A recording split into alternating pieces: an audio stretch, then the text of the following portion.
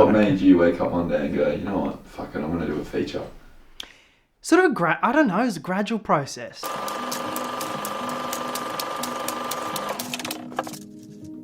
It sort of came around COVID, but I wouldn't say it was a COVID project. It didn't sort of spawn it, but definitely having sort of the time availability that COVID allowed sort of ended up being filled by the feature project. Film had always sort of been more a hobby. I hadn't really been intent on doing it, and I was going to do physics, which I enjoy, but I'm not a mathematically minded person. I'm a lot more verbal and sort of more word-based.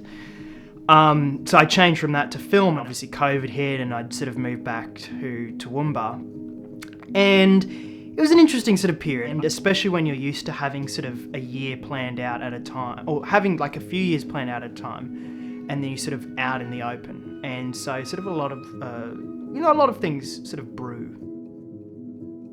I thought, why not channel it? I enjoy writing. I was doing shorts. I thought I should sort of expand into a feature. 2020 ended up sort of just being a year of writing it, and just a channeling of emotions, I will say, a congregation of various things. You look at sort of where I was there, you'd probably say I wasn't ready because obviously I'd done a lot of shorts and that, but then when you look at it from sort of a retrospect sort of analysis, it is the right position to be, because it's a learning experience. You improve basically. Every project's an improvement. So it was daunting, and that's sort of what you wanted.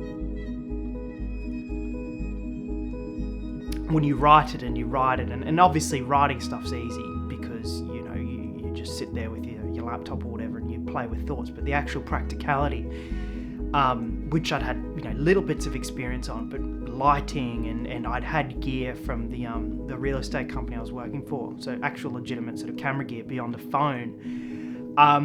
It was an interesting challenge to take off, and I did sort of feel there were moments where I was like, a little unsure. And in fact, I remember the first night we shot, because I remember thinking, oh geez, do I really want to do this? It was a little nerve-wracking. It was sort of like an itch I had to scratch, basically. It almost sort of tells you, if you have this itch, it should be constant. And I think if it's not, then it's not the right story to tell. It was just sort of this idea sort of knocking at the door, rather than it being sort of a commercialized sit down in a boardroom and start to sort of pick ideas. And I personally found that I have sort of these things, but I don't want it to be one character. I don't want it to be sort of like a biography or a true story. I want it to be, I have this sort of palette of particular topics that I need to tell. I say it's a small film. Physically it's a small film. It was made for, I think it totals about little less than $5,000. And everyone on board, we're all students, we're all wanting to learn.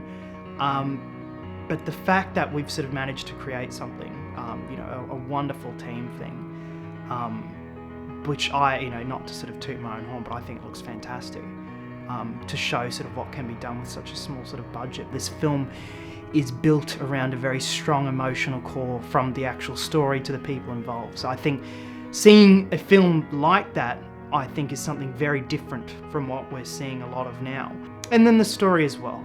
I think that the interesting thing that I particularly was drawn to as well, with obviously the core ideal, is that these sort of emotions that you feel, or these particular sort of, I say darker emotions, they're not sort of allocated to one particular style of person. I think there's a stereotype towards sort of, the edgy emo is always sort of, put down and in the groveling sort of the darkness.